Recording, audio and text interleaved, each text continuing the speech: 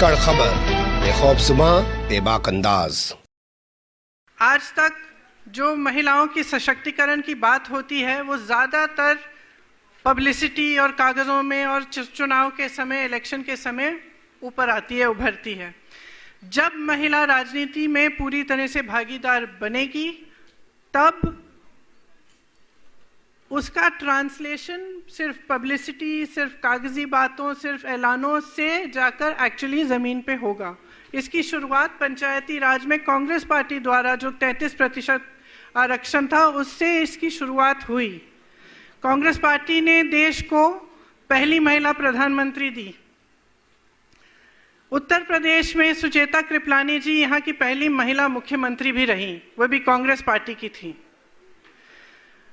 हमारे देश में महिला प्रधानमंत्री तब बनी जब दूसरे विदेश में और पूरे दुनिया भर में बहुत कम महिलाओं की राजनीति में उस स्तर पर भागीदारी होती थी। आज जाकर अमेरिका में एक महिला वाइस प्रेसिडेंट पहली बार बनी है कुछ सालों पहले, और हमारे देश में एक महिला प्रधानमंत्री बहुत समय पहले बनी थी। ये कांग्रेस पार्टी की सोच थी। इसी सोच को आगे लेते हुए, आगे बढ़ाते हुए हमने ये एक महिला घोषणा पत्र बनाया है जिसमें हम ये कहना चाहते हैं कि हम महिलाओं को सचमुच सशक्त बनाना चाहते हैं। महिलाओं को सचमुच सशक्त बनाने के लिए हमें एक ऐसा वातावरण बनाना पड़ेगा जहाँ पे महिलाओं की अभिव्यक्ति बंधनों को तोड़ सके, जो एकदम महिलाओं को अपना पूरा फ्रीडम ऑफ चॉइस मिले, अपनी पूरी भागीदारी मिले राजनीति में, समाज में इस तरह की भागीदारी मिले जिससे उनका अत्याचार बंद हो, उनका शोषण बंद हो। जहाँ जहाँ मैं जाती हूँ, खास तौर से उत्तर प्रदेश में मैंने देखा है कि बहुत शोषण होता है महिलाओं का और वह लड़ रही हैं। ये बात नहीं है, ये महिलाओं की लड़ने की बात ये पहली बार हम नहीं कर रहे हैं, ये आपसे ही उभरी है। और यहाँ पे जो हमने 2 सालों से जो काम मैंने यहाँ किया और मैंने देखा कि जहाँ जहाँ मैं गई वहाँ पे महिलाएं अपने हकों के लिए लड़ रही हैं। खास तौर से जो नौजवान महिला है वो सहना नहीं चाहती है, वो सहने में कोई उसके का ग्लोरिफिकेशन नहीं होना चाहिए। वह अपने हक के लिए आज लड़ने को तैयार है और लड़ेगी। उस भावना से हमने ये घोषणा पत्र बनाया है ताकि लड़ने में हम मदद करें, समर्थन दें और महिलाओं को हम पूरी तरह से सशक्त बनाएं। इसको हमने 6 हिस्सों में बांटा है: स्वाभिमान, स्वावलंबन, शिक्षा, सम्मान, सुरक्षा और सेहत। देखिए, स्वाभिमान की सबसे बड़ी बात यह है कि राजनीति में जो 40% हम हिस्सेदारी से हम शुरू कर रहे हैं टिकटों में, हम चाहते हैं कि इसको हम आगे बढ़ा के एक दिन ये 50% बने। ये जो हिस्सेदारी है, इससे जो इम्बैलेंस है राजनीति में महिलाओं का, उसको हम ठीक करने की कोशिश करना चाहते हैं। संसद और विधानसभाओं में महिलाओं का प्रतिनिधित्व आज 14% से कम है। जब 40% महिलाएं टिकट लेंगी और चुनाव लड़ेंगी, आशा है कि ये बढ़ेगा, विधानसभा में बढ़ेगा और उसके बाद जब लोकसभा का चुनाव आएगा तो आशा है कि और भी बढ़ेगा। स्वावलंबन में हमने महिलाओं के लिए बहुत सारी घोषणाएं की हैं। आपको शायद मालूम होगा कि उत्तर प्रदेश में कामकाजी महिलाओं की भागीदारी अब 9.4% है, 9.4%। हमने इसमें घोषणा पत्र में ये घोषणा की है कि नए सरकारी पदों में आरक्षण प्रावधानों के अनुसार 40% महिलाओं को नियुक्ति होगी। इसका मतलब है कि जो हमने घोषणा की कि हम 20 लाख रोजगार दिलवाएंगे, उसमें से 8 लाख रोजगार महिलाओं के लिए होंगे। 50% तक महिलाओं को नौकरी देने वाले व्यवसायों को कर में छूट और सहायता मिलेगी।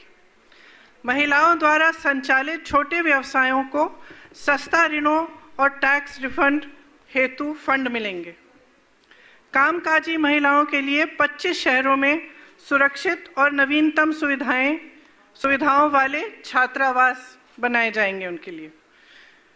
ग्रामीण और कुटीर क्षेत्र में महिलाओं का सशक्तिकरण होना चाहिए। उसके लिए आंगनबाड़ी कार्यकर्ताओं और आशा बहुओं के लिए 10,000 रुपये का न्यूनतम मानदेय मिलेगा। सहायता समूह को 4% इंटरेस्ट रेट पर ऋण। मनरेगा में महिलाओं को प्राथमिकता, 40% कार्यों में आरक्षण मिलेगा। राज्य में राशन की 50% दुकानों का प्रबंध और संचालन महिलाओं द्वारा किया जाएगा। शिक्षा के लिए जो शैक्षिक सशक्तिकरण है, उसके लिए हम कुछ कदम उठाना चाहते हैं। जैसे मैंने पहले भी कहा अपने भाषणों में, 10+2 में प्रत्येक लड़कियों के लिए स्मार्टफोन दिया जाएगा। आप जानते हैं, कल ही मैं एक छात्रा से बात कर रही थी, वो मुझे बता रही थी कि कोरोना के दौरान सबसे बड़ी संकट उनको जो आई कि जो ऑनलाइन शिक्षा थी वो कर नहीं पाई क्योंकि उनके पास स्मार्टफोन नहीं थे। तो आज स्मार्टफोन शिक्षा का माध्यम बन गया है और सुरक्षा का माध्यम भी है। हाँ, आपको नहीं। अच्छा, सॉरी। तो 10+2 की छात्राओं को स्मार्टफोन मिलेगा। जैसे मैं कह रही थी, ऑनलाइन शिक्षा में सुविधा मिलती है और सुरक्षा के लिए भी ये बहुत महत्वपूर्ण बन गया है। इसी तरह से स्नातक में जो नामांकित प्रत्येक लड़कियों को स्कूटी मिलेगी। राज्य भर में वीरांगनाओं के नाम पर 75 दक्षता विद्यालय शुरू किए जाएंगे। ये हर जिले में होंगे। इसमें महिलाओं को दक्षता के लिए प्रशिक्षण और तरह तरह की ऐसी चीज़ें सिखाई जाएंगी जिससे वे सशक्त बन पाएं। महिलाओं पर केंद्रित विशेष रोजगार की एक्सचेंज बनाई जाएगी। राज्य भर में महिलाओं द्वारा प्रबंधित और संचालित संध्या विद्यालय भी होंगे। खासतौर से ये जो अर्बन सेंटर्स हैं और शहरों में हैं, ये यहाँ लगवाए जाएंगे जहाँ पर महिलाएं शाम को आकर पढ़ाई कर सकेंगी और इनके लिए जो सुरक्षा की सुविधाएं हैं उनको हम अच्छी तरह से बनवाएंगे। आपको शायद पता होगा कि कोरोना के कारण माध्यमिक स्तर की 1 करोड़ छात्राओं ने शिक्षा छोड़ी यूपी में। 2014 में शिक्षा के बजट में लगातार कटौती हुई है। 2014 के बाद से बेटी बचाओ बेटी पढ़ाओ का 60% बजट सिर्फ विज्ञापनों में खर्च किया गया है। इसीलिए मैं कहती हूँ कि महिलाओं के सशक्तिकरण की बात जो है सिर्फ विज्ञापनों में रह चुकी है और महिलाओं को जिस तरह से भागीदार बनाना चाहिए उस तरह से बनाने की कोशिश भी नहीं रही है। ये इसलिए कि सब राजनीतिक दल ये पहचानते हैं कि अगर इस देश की सारी महिलाएं अपनी शक्ति को पहचानें और उस शक्ति को एक राजनीतिक शक्ति में बदल दें तो ये देश बदल सकता है। तो ये जो जातिवाद, सांप्रदायिक जो राजनीति है, ये खत्म हो सकती है। घरेलू क्षेत्र में मान्यता और सशक्तिकरण के लिए आप सब जानते होंगे, एनएसएस रिपोर्ट में ये आया है कि भारतीय महिलाएं अवैतनिक घरेलू कामों में 5 घंटे हर रोज कम से कम काम करती हैं और इसके साथ साथ भारतीय पुरुष अवैतनिक घरेलू कामों में सिर्फ 1.5 घंटा प्रतिदिन करते हैं। तो ये बहुत इम्बैलेंस है, समाज में भी है। राज्य भर में सरकारी बसों में महिलाओं के लिए हम मुफ्त यात्रा दिलवाना चाहते हैं। महिलाओं को हर साल 3 गैस सिलेंडर मुफ्त मिलेंगे। प्रत्येक बुजुर्ग महिला और विधवा को 1000 रुपये का मासिक पेंशन मिलेगा। प्रत्येक ग्राम पंचायत में महिला चौपाल का निर्माण किया जाएगा और गरीब परिवारों को मुफ्त इंटरनेट दिया जाएगा। महिलाओं के लिए निजी क्षेत्र या अंतर्राष्ट्रीय विद्यालयों के साथ साझेदारी में 10 विश्व स्तरीय आवासीय खेल अकादमी महिलाओं के लिए हम बनवाएंगे। परिवार में पैदा होने वाली प्रत्येक बालिका के लिए एक एफडी सावधि जमा बनवाई जाएगी। घरेलू हिंसा और नशे से निपटने के लिए प्रशिक्षित सामाजिक के लिए प्रशिक्षित सामाजिक कार्यकर्ता की नई योजना बनेगी, जिससे जिन महिलाओं को घरेलू हिंसा का सामना करना पड़ता है उन्हें समर्थन मिले, उनके लिए एक पॉइंट हो जहां वो जा सकती हैं, मदद मांग सकती हैं, जहां पे दूसरी महिलाएं उनको ठीक तरह से समझा सकती हैं और जो उनके हक हैं उनसे अवगत कर सकती हैं और उनके जो अधिकार हैं और जो लीगल टर्म्स हैं। सुरक्षा के लिए मुझे कहने की ज़रूरत ही नहीं है, शायद सबको मालूम है कि उत्तर प्रदेश में महिलाओं की सुरक्षा की क्या हालात है।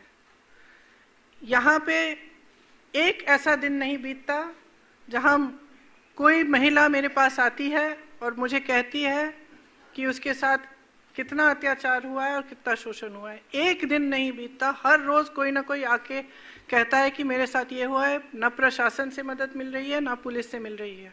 और अधिकतर केसेस में हमने देखा है कि प्रशासन और पुलिस मदद अपराधियों की करती है, क्योंकि अपराधी ज़्यादातर सत्ताधारी होता है या फिर जो सत्ता में है उनके साथ उनका कोई रिलेशनशिप होता है या उनकी जान पहचान के होते हैं। तो हमने बार बार ये देखा है।